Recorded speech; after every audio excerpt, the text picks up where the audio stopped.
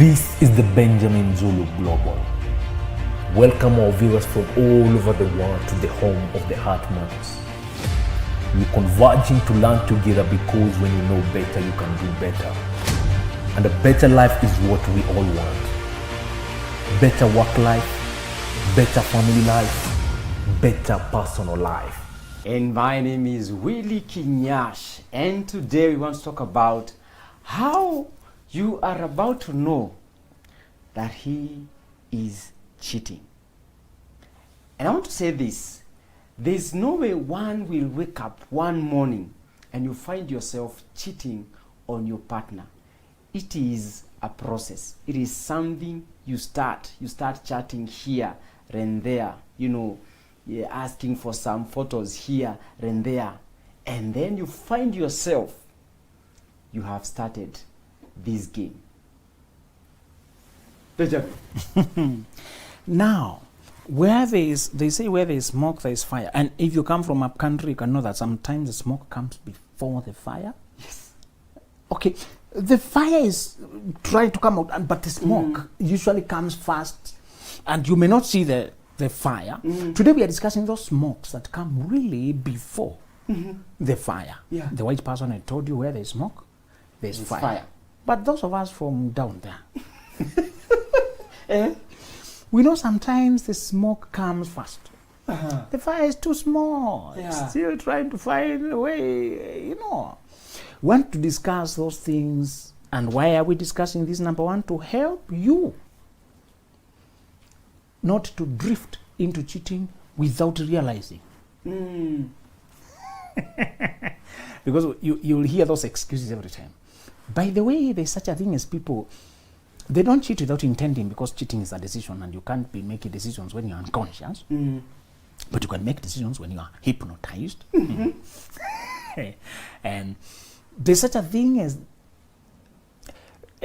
deceiving yourself. There are degrees to self-deception, and one of them is overestimating how much you can handle a situation, thinking you can always handle it. You can always walk out anytime you want. It's not that serious because it's pleasurable. When things are pleasurable, you want to justify and stay on.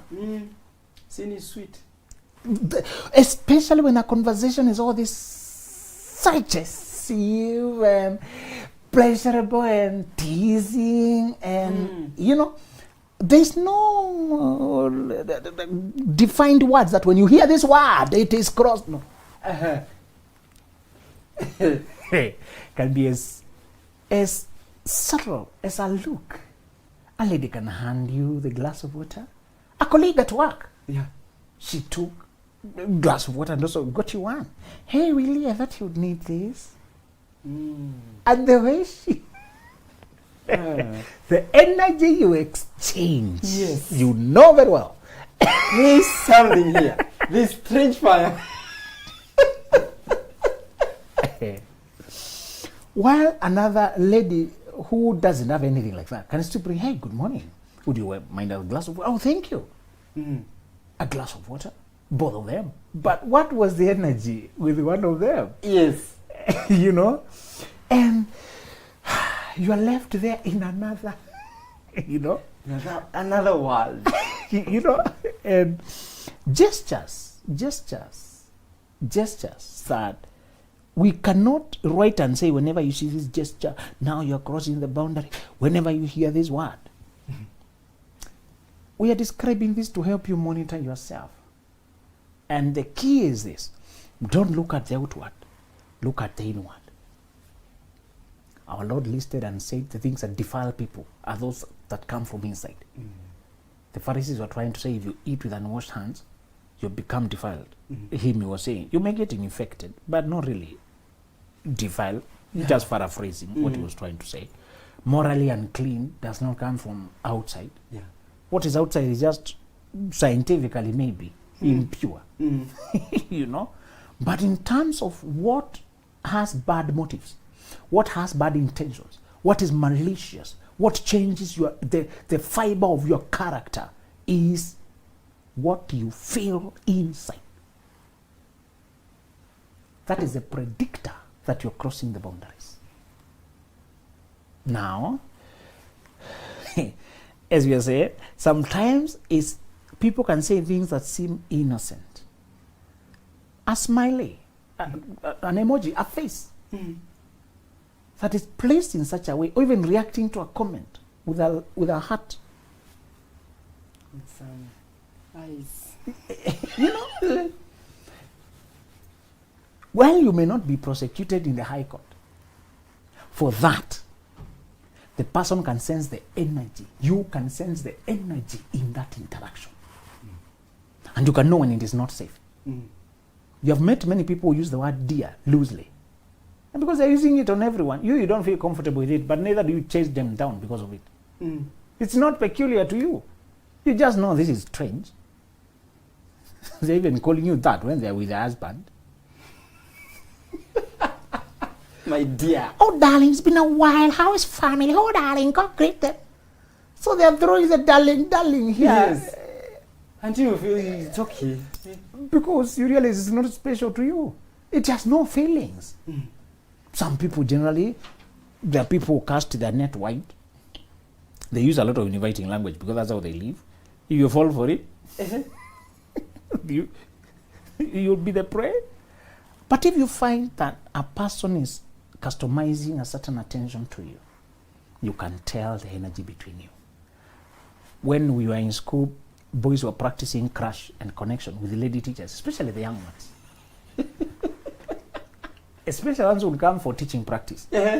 They were here for a short time. They are youthful.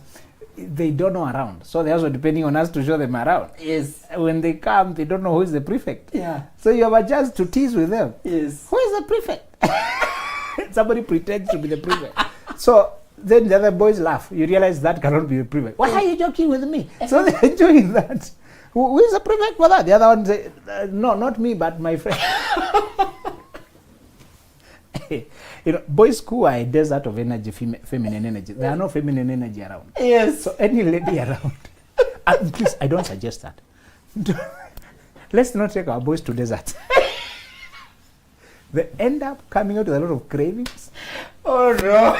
And they lose control. The moment they go, the moment they meet ladies, they don't know where is the boundary. Yes. I suggest all schools to be mixed because life itself is mixed. Why are we separating kids? And life is not segregated. Who invented segregated schools? If you study the history, you'll be offended because it was a concept of animal husbandry. When you mix animals, they breed uncontrollably. And you don't want them to breed out of season. You want to control how they breed. Yes. So they looked at girls who are getting pregnant and they decided these people are breeding uncontrollably. Separate them. But it was for the benefit of the school, not the benefit of the kids, to teach them self-control. Part of the mayhem you see in campus, that's the first place some of them mix with the opposite gender. True. So they lose control. Have you realized those who came from mixed schools are more at peace at home with opposite gender? They're not that excited. Some of you have never felt the feminine skin. So the moment you sit and the shoulders are touching, you can't coordinate. It is another. Surely, Willie, just because a lady is seated, you don't even want to leave. You know. Yes. And the other guys, I noticed that difference in a striking way during events. The buses that came carrying both boys and girls, they did not come out excited, jumping, running. But the buses that came with girls only, even before it stopped, they are looking through the window, you are seeing the energy, there's so much perfume, I don't know where they carry so much perfume. All the uniforms, everything is white and clean. Some are borrowed, others are stolen. People behave like that's their clothes. You know, when we are expecting girls, there was so much vibe. Sometimes you are disappointed. Only boys would show up when you are at an event. There's no girls' school. Feel so bad. You're happy to see them, but hey, these bulls. Right now, why are they so many? It was very disappointing. So part of what we were enjoying, and I noticed is a problem. We were segregated. And being kept away, kept a longing. And you know, the law of suggestion says what? When you tell people not to sit together, you're suggesting when they sit together, something will happen, isn't it? Yeah. What is the law of suggestion? Wet paint, don't touch. What is your temptation? Usikojoe hapa. What is I was headed there. even start feeling, it's like I was looking to pee as well. So when you separate kids, you are suggesting that if they get mixed, something will happen. So next time they get mixed, they are curious to see what can happen. So schools like Moi High School, Kabarak, Nationals that have been topping, why don't we learn from them? They mix kids and they still perform. Because we are showing them that even if this kid got pregnant, they learned from that mistake. It was going to happen somewhere along. They needed that lesson. So why are we postponing that kind of learning? Until they are, sometimes they will actually behave like baboons. You may realize sometimes boys will make strange noises. Yeah. When girls come in and teacher is still in class, the teacher doesn't realize that the girls have come in. And the teacher is trying to teach. So last time we were talking about fishing in Japan, and boys are dropping the spoon, dropping the plate, moving the locker, making funny noises, you know. Yeah. And the teacher can't tell who is making noise because they're restless. They have seen girls coming, you know. And Sunday, the church that was going outside would have more people because they want to go and meet girls. Yeah. The church that is happening inside, where there are no girls coming, it has no members. On the time that is the lady teacher who is the patron, there is more fun. You're even going to ask her questions that you already know the answer. Yeah. I just want to hang around. Now I know. It was that. What we are discussing today are those energies that we are not told how to control and we are separated. And if I were asked, I would say, let's teach people the concept of energy early. That sexual energy is a reality in you. Yes. When it gets aroused, it gets excited, it makes you think this way. Think this way. And where it is coming from is the thought, imagination, then rousing energy, the energy affecting your body, your view of the world, what you want to do, your behavior, everything. And yet it is starting here. It is starting in the mind. Yeah. It is starting that the self-discipline we discuss. When you talk about discipline, you only think of behavior, isn't it? But behavior is the end product. Yeah. The thing you discipline is your thoughts. It's what you feed your mind with. It's what you believe. It's what you take to be true.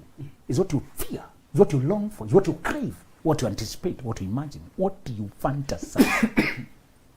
The discipline is not what you did. It's what you were thinking the previous night. Because you worked up the energy and it drove you in the morning. Yeah. It's what you were fantasizing and thinking. That's what made you go that direction. If you had kept your mind at a certain thing, when I heard him say that, you shall keep him in perfect peace, whose mind is stayed on thee. Perfect peace, whose mind is stayed on thee. If your mind is not in peace, it's in turmoil, isn't it? It's going after cravings. And when you hear turmoil, you're likely to think problems. Sometimes just cravings, desires that are wild, that are untamed. That part of energy, faithfulness in marriage, controlling your tendency to cheat, watching that you don't cross boundaries with the opposite sex. It's all about watching your energy. The moment your energy, sexual energy, erotic energy comes up because of another person other than your partner, you are on your way to cheating. Even if you don't get to do it, you start fantasizing. Now, romance is described as erotic desire. The moment you start expressing that desire, admiration, liking, praising, adoring, that erotic desire is the essence of love. Yeah. Erotic desire. And you say it, she can express it without saying anything. Hi, Willie. It's long since I saw you. How come you did not call me? Another lady can say that in a genuine professional way. Yeah. It's been a while. Are you okay? Yes. We didn't see you around. Okay, we'll talk. Same message. But what is the energy? The first one is very erotic. The other one is professional. Now, the same person, a person who watched you, between those two people, another guy can just look at you and you know he knows what has happened. Yes. Really? That girl. You can even bump your fist. Hey, yo, man, watch out. Yo. Ama, you can just poke you. Niseme. And you know what he will say. Yes. You know? Many times, what you will realize is we do not know that concept of that erotic desire. It says essence of love and romance. When you marry, did they tell you that you must marry twice? Twice. Yes, but to the same person. How? You marry legally and you marry mentally, energetically, psychologically. If you don't tie your feelings to one person and tell them there's no negotiation, they will continue wondering that they were wondering before.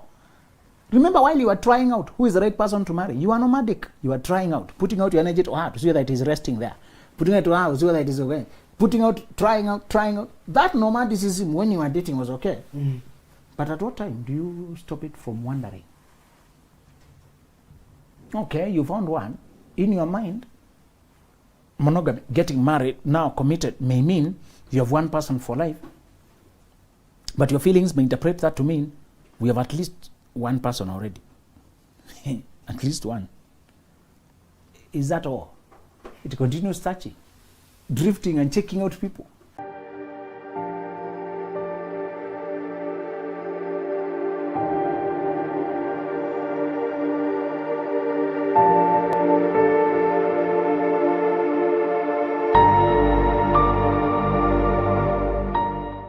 So the manner in which you used to greet people and the flirtatious tone you used to adopt does not change.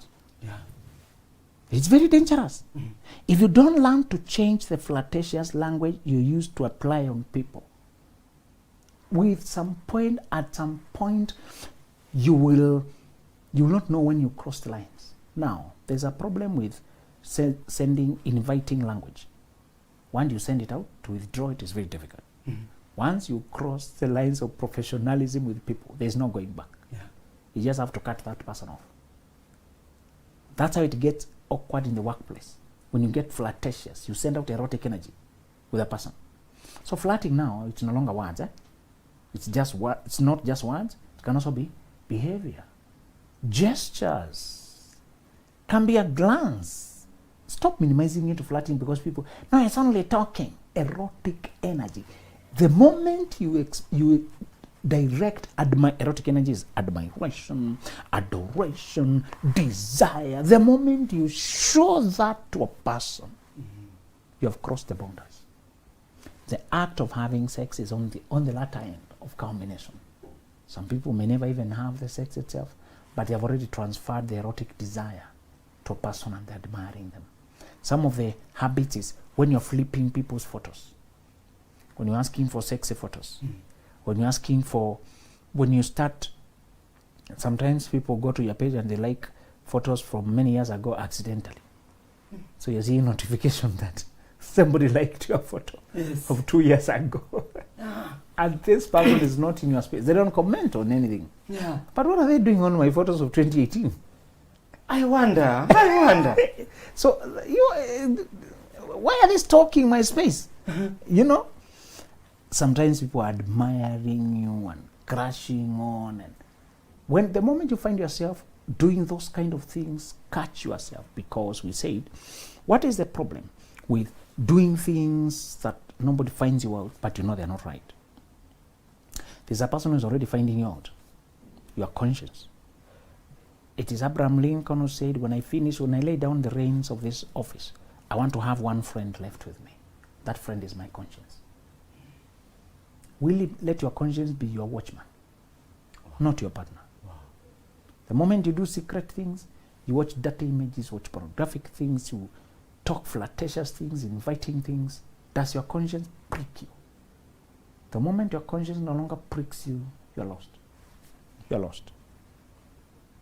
You have now no radar, no control. You have no brakes. The vehicle can accelerate, but it can't stop. Your conscience is your brakes. Yes. And it is your watch that makes you behave right when nobody is watching. Really, a clean conscience is a soft pillow. The African saying says, you can sleep peacefully when you're living right. You can swear and promise that you'll be right and you know you'll do it. The second thing, I want you to watch your own secret habits. Is that you can teach your will to respect your word. Internal conflict is debilitating. It's very painful when you can say things and you can't respect them. You say, I will come tomorrow, but your will says, I've heard you say that so many times. Why are you even bothering saying? will you even wake up? You don't have a follow-up critic responding to everything you say, do you? To silence your will, to make it respect your word is to say something and do it. If you say you'll be there at 8, be there at 8, even if it's painful. Yeah. If you say you'll pay, however painful it is. There's some exercises I do. Many times you think when I borrow money and I'm paying it back, I'm just doing that person a favor. No. I'm organizing my psychological structure to teach my will that when I say something, I'll do it. When I take money and say I'll pay it, I'll pay it. I don't need to be watched by anybody. Yeah. The moment I push myself, I do that, I conquer the inner enemy.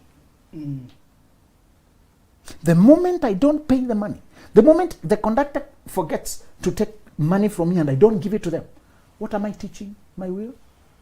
That I don't respect my word. That I came to this matter to I said I will pay and I did not pay. Just because the person did not come for it. Anytime you exercise deceit, you are punching holes in your psychological makeup. You need your will to know that you are solid. And you don't promise. In fact, people who live true to their words, they talk very little because they know they must perform everything they say. Yappy people are liars automatically. You don't have to wait for the lying, by the way. Anytime they are yappy, they can't possibly perform everything they are saying. They can't. Honest people are few of words because they have to say, do everything. Yes. So if you have to keep your words, they must be few so that they are possible, isn't it? I don't know why we keep believing politicians when they are saying boisterous things. The first sign of a liar is too many words. Life is not that easy. You can't keep promising the world. Where will you get it from? True people are realistic. Even when they tell you, they know how they'll break it down and fulfill it. Many times I just don't commit because I know I'm bound. My word. This is one reason I asked you not to borrow money, because borrowed money does not exact the pinch immediately, and it deceives you into thinking it is free. A loan comes in lump sum, and then you may not have a need for lump sum immediately, but it has already started accumulating interest. You need to put it to use that you earn, so it has put you in a crisis, isn't it? Yes. You can't borrow small money, small. You want to borrow a lot. Here and there. If today we are 10th and you want money to finish you the rest of the month, if you're using your savings, you'll be pinching only a little every day, isn't it? Yes. But if you're using a loan, you want to take a loan for the remaining 20 days of the month, do you know how much you need? You can't be borrowing a little by little. 1,000. That's one problem. Tomorrow 500. That's one problem of loans. They force you to take a lump sum and you end up over-exaggerating, going over beyond, and then when you add the penalty, the interest, naturally if you're using your own money for the remaining 20 days, you can be very meager with your money and you end up spending 5,000. But because it is a loan, send me 30,000 so that you are secure that it does not run out and you get stuck. So you end up overspending. When you add the 30,000 plus the interest, you end up spending 35,000. If it was your interest, your money you'd have spent only 5, 10 at most. Do you see the difference? Yes. When you learn to say, when you learn to be faithful, when nobody's watching, you are protecting the instrument of peace. Instrument of peace are those things that give you, it says in Luke 19:41 that you have not known the things that make for your peace. The ingredients of your peace. One of the ingredients of your peace is inner harmony between your will and your word. Knowing that if I say it, I'll do it. Knowing that if I promise, I always fulfill. Knowing that my word is my bond. That way, even when you promise a person to be faithful, you find it very difficult to lie. Now, there's another progression now to finish this. A progression that I want you to be careful with. A person who keeps crossing emotional, giving erotic desire to other people, but they deny it. They say you are exaggerating it, you're seeing it in the wrong light, you're taking it too far, you're taking it out of context, you're just dramatic. You're too petty. petty. You are petty, but you know very well their mind is into it. People who are not taking erotic desire is intense. That's one characteristic. Erotic desire is very intense. It's not casual. When a person is into somebody else, you see their energy is away. Although, as I told you, women sometimes play us by acting like they're with us, but they're with someone else. But if you're observant, you can see where their real excitement is. Maybe they hardly smile with you, but when they get on the phone, they're smiling. But they are down, moody with you all over. Or they're just professional, cautious, distant, removed, cool. When it comes to you, they are cool. When it comes to other people, to a phone, to someone else, they are in the element. They're all over. And one guy was asking why his wife is only excited with gate men, the drivers. And when she's with him, she's just there. You know those men who are so insecure, they can't marry an established woman, they go getting for that girl whom they need to upgrade. But the upgrading project fails. Remember people marry on loan? Yes. So some people are very arrears. Some people are very insecure with established people who have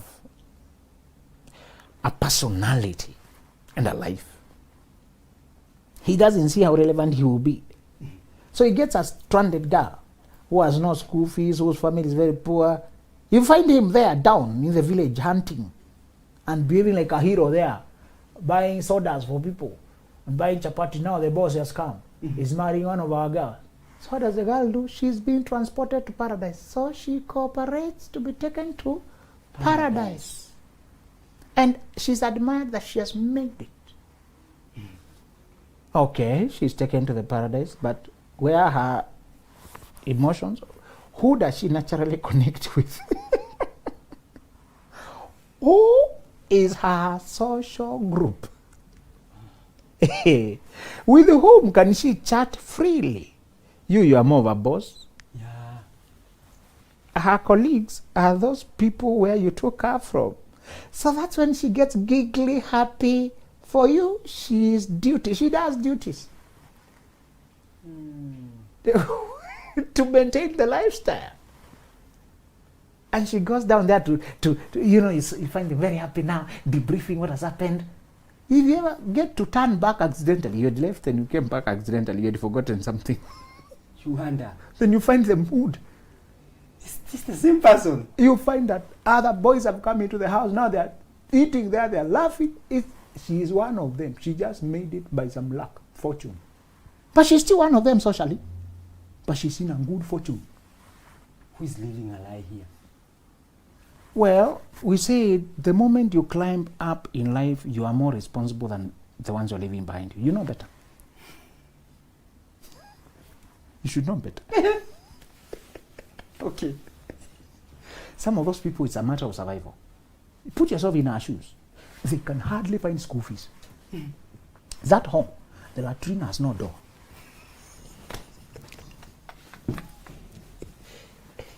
It's a size of sack that is hanged on the door.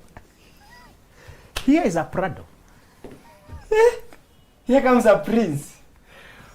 Carrying shopping that we have to ferry several trips to the house. Yes. And just need to mention your wish. It is grand. That. Mom happened to mention that her shoes were torn. And 6 while pairs. Just like that. 6 pairs. Dad mentioned that his butchery is running out of stock. 5 cows. Do you think that clan will allow you to release Oh no! their fortune to disappear? No. So you strike a very dangerous compromise. You don't love him, you don't really connect, but he's a fortune. So you go physically, but emotionally you remain with your gang. Who are your gang? The boys. The watchmen. So when she's with the driver, they're in good spirits, they're laughing, they're going. When they reach to the boss, she takes another mood. So you live a shadow life. Yes, and you feel it. You will feel her erotic energy is not with you. One lady told me she lived with that kind of man for 5 years. She told me many ladies who marry white men because of their money live like that. Double lives. Here for the money, but your energy is elsewhere. She told me she had to get even tipsy to sleep with him. She had to drink something. There was no emotional connection. But because she did not have the patience to work her way through money, to develop herself, to earn capital, to grow herself, because she did not have that. That character of patience, of slow growth. Many of our girls are being deceived. They don't want to take the long route of growth. They want to jump into a man because of his money. You will know that you're becoming concrete and solid when you can also read how's a person's erotic energy being with you, being on your side, and when you can do small talk. One side that you are really connected is when you can talk small talk. Views of life, how you're feeling today, the people in your life, how they are behaving. Really, if you know the signs, you'll never be deceived again. Can you talk freely? Can you challenge each other? Can you laugh? Can you tease? Can you relax? Can you play? The people you play with, the people you joke with, the people you giggle with, the people you tell your desires, your wishes, you share your disappointments, those are the ones you have erotic energy with. So, signs that a person will cheat is when their energy is not with you. You see them with you physically for duty. They only perform mechanically and with a withdrawn energy. And they are punctual, but you don't hear the vibe, connection, the depth. Does this mean people must always be happy? No. There may be times when you are not happy, but you are still together. You can sense the emotional connection. So it's to say signs that you yourself will go out is when you're giving your erotic desire to another person. Signs that they will cheat on you is when the energy is not with you. Yes. Wow. Thank you so much. And here we keep on learning and learning and relearning. Yes. So where is your energy? If you want to know that you are about to cheat, check where your energy is. And that marks to the end of our show this beautiful day. Thank you so much for joining in. My name is Willie Kinyash. This is the Benjamin Zulu Global. Welcome our viewers from all over the world to the home of the Heartmans. We're converging to learn together because when you know better, you can do better. And a better life is what we all want. Better work life, better family life,